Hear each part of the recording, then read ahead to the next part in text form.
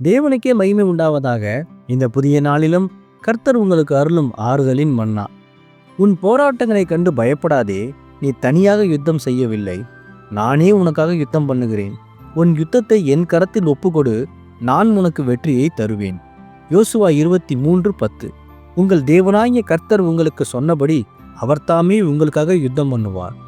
கிறிஸ்துவுக்கு பிரியமானவர்களே, யோசுவா இஸ்ரவேலரிடம் அவர்கள் பெற்ற வெற்றிகள் அவர்களுடைய பலத்தால் அல்ல, கர்த்தர் அவர்களுக்காக யுத்தம் பண்ணினதால் கிடைத்தது என்று நினைவூட்டினார்.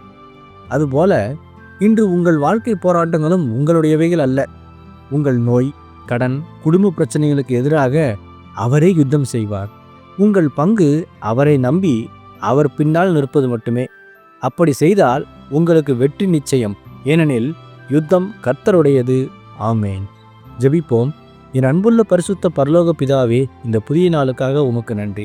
யுத்தம் செய்கிற கர்த்தாவே, பலனற்ற எங்களுக்கு விரோதமாக எழும்பும் எல்லா போராட்டங்களையும் சந்திக்க உம்முடைய பலனை தருவதற்காய் உமக்கு ஸ்தோத்திரம்.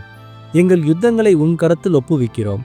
நீர் எங்களுக்காக யுத்தம் செய்து எங்களுக்கு ஜெயத்தை தந்து உமது வல்லமையை வெளிப்படுத்தும். கர்த்தாவே, கடன், மனபாரம், சரீர வியாதி பலவீனத்தில் சிக்கி தவிப்பவர்களை நீர் தொட்டு விடுதலையாக்கும்.